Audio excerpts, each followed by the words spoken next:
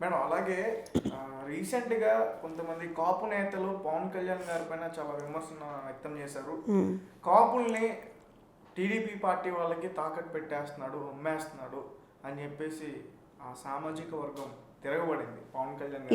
ఇప్పుడు ఇక్కడ కాపులు, కమ్మలు, బ్రాహ్మలు, రెడ్లు ఇది కాదండి. ప్రజల ప్రయోజనాలు, ప్రజలకి జరుగుతున్నటువంటి నష్టం, ప్రజల్ని ఎలా మనం కాపాడుకోవాలి, ఇది ఇప్పుడు ఉన్నటువంటి ఇష్యూ.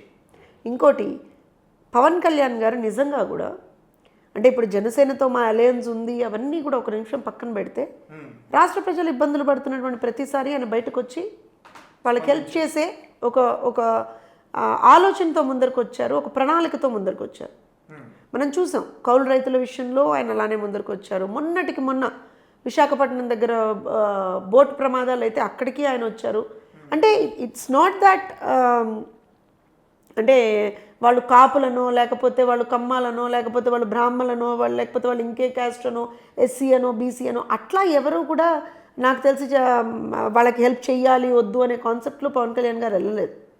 ప్రజలు ఇబ్బందులు పడుతున్నారు, వాళ్ళని మనం ఆదుకోవాలి కదా, ఆ ఒక్క కాన్సెప్ట్ తోటే వెళ్ళారు. ఇవాళ పవన్ కళ్యాణ్ గారికి ఈ ఉచిత సలహాలు ఇచ్చేటువంటి బ్యాచ్ ఎవరైతే ఉన్నారో, ఎవరన్నా కానివ్వండి, పెద్ద లీడర్స్ అయి ఉండొచ్చు, చిన్న లీడర్స్ అయి ఉండొచ్చు, ఏమన్నా అయి ఉండొచ్చు, నేను ఒకటే ఏమంటానంటే మీరేం చేశారని అడుగుతున్నాను. నేను మీరేం చేశారు, ఇన్ని రోజుల వరకు మీరేం చేశారు అని అడుగుతున్నాను.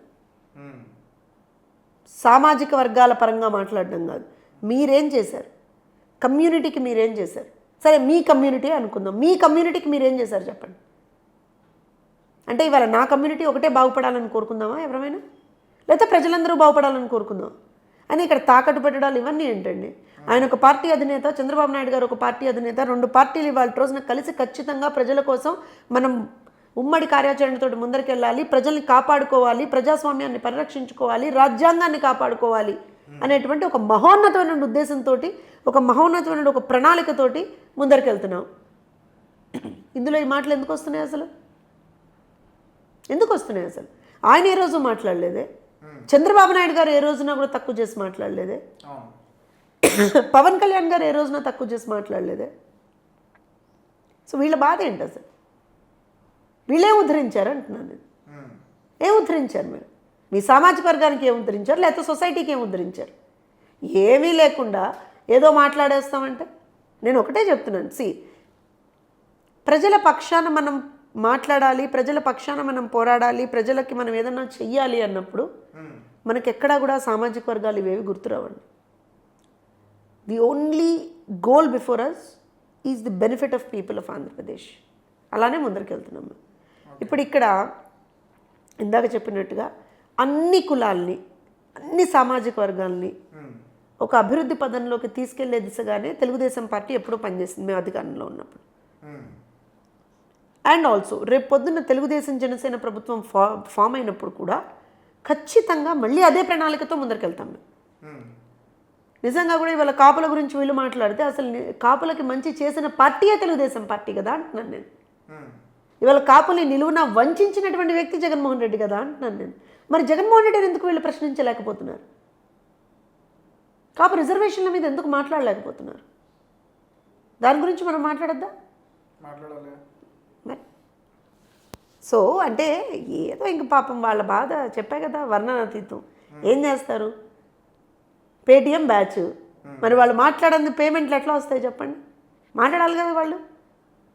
రోజు నలుగురిని తిట్టి, అటు పవన్ కళ్యాణ్ గారిని, ఇటు చంద్రబాబు నాయుడు గారిని, ఇటు లోకేష్ గారిని నాలుగు తిడితేనే వాళ్ళకి వాళ్ళ అకౌంట్లలో డబ్బులు పడతాయి. మరి చేసుకోనియండి, వాళ్ళు కూడా బతకాలిగా. ఓకే, అయితే ఫైనల్గా ఆర్జీవి గారి వ్యూహం, సో ఏంటి వ్యూహం గురించి టీడీపీ ప్రభుత్వం భయపడుతుందా, అందుకనే దాన్ని ఆపించేసిందా, ఇది బయట ఉన్న వార్త. నేను ఒకటి చెప్తానండి, వ్యూహమో ఇంకోటో కాదు.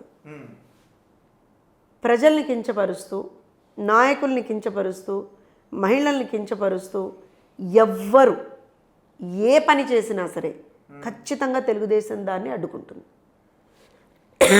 అందులో డౌటే లేదు. వ్యూహం అనేటువంటి ఒక సినిమా తీస్తున్నా అన్నాడు.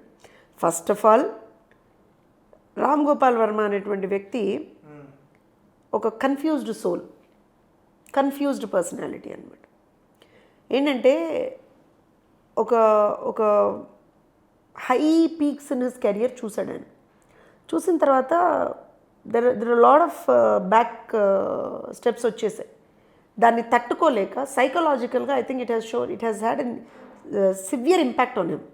సో దాన్ని తట్టుకోలేక ఈ సైకోలతోటి కలిసి సైకో పనులు చేస్తున్నాడు ఆయన. లేకపోతే మీరు గమనించండి, సాక్షాత్తు రాష్ట్రపతి గురించే అసభ్యకరంగా ట్వీట్ పెట్టినటువంటి వ్యక్తి రామ్ గోపాల్ వర్మ. ఒక మహిళా ఎమ్మెల్యే గురించి అసభ్యకరంగా ట్వీట్ పెట్టినటువంటి వ్యక్తి రామ్ గోపాల్ వర్మ.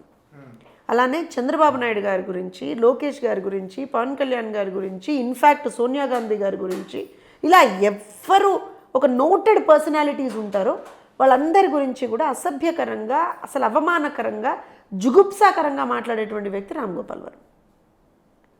మహిళలంటే అసలు బేసిక్ మినిమం రెస్పెక్ట్ కూడా లేనటువంటి వ్యక్తి రామ్ గోపాల్ వర్మ. అసలు సమాజంలోనే ఉన్నావా నాయన అని అడగాలనిపిస్తుంటుంది ఒక్కొక్కసారి. ఏమనంటే నా ఇష్టం, నా ఇష్టం, నా సినిమా అనేదో చెప్తాడు. మనందరం కూడా సమాజంలో బతుకుతున్నాం.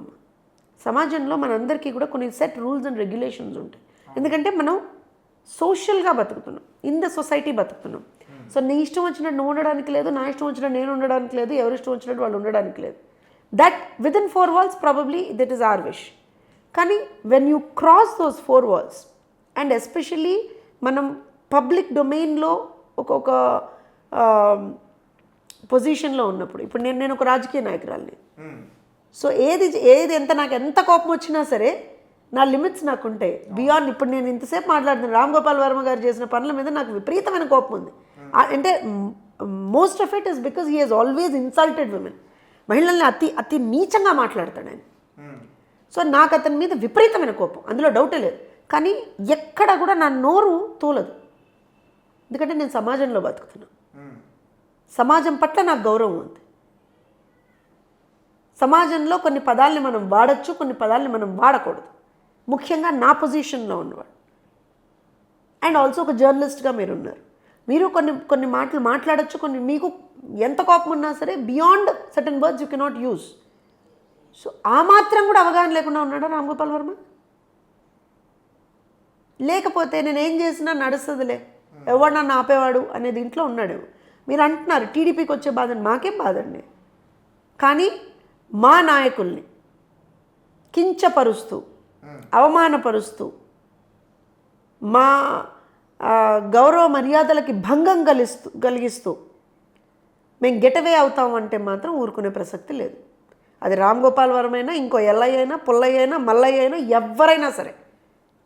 చంద్రబాబు నాయుడు గారిని టచ్ చేసిన, లోకేష్ గారిని టచ్ చేసిన, పవన్ కళ్యాణ్ గారిని టచ్ చేసిన, లేకపోతే మహిళల ఆత్మ గౌరవాన్ని టచ్ చేసిన వదిలే ప్రసక్తి లేదు. And also with regard to Ram Gopal Varma, మీరు ఇందాక అన్నారు సినిమా ఆపడం ఒక్కటే కాదండి. సినిమా మీద మాకు అభ్యంతరాలు ఉన్నాయి, మేము దాన్ని కోర్టులో we are facing it. And also అతని వ్యవహార శైలి మీద కూడా మాకు అభ్యంతరాలు ఉన్నాయి. అందుకే నేను నిన్న పర్సనల్గా కమిషనర్ ఆఫ్ పోలీస్ ఆఫ్ హైదరాబాద్కి కూడా నేను కంప్లైంట్ చేస్తున్నాను. And action is needed on him, డెఫినెట్గా action is needed on him and we will make sure it happens. ఎందుకంటే ఎవరమైనా సరే చట్టబద్ధంగా పనిచేయాలి. చట్టాన్ని అతిక్రమించి నేనేదో చట్టానికి అతీతుణ్ణి అని అనుకుంటే మాత్రం that's not possible in India.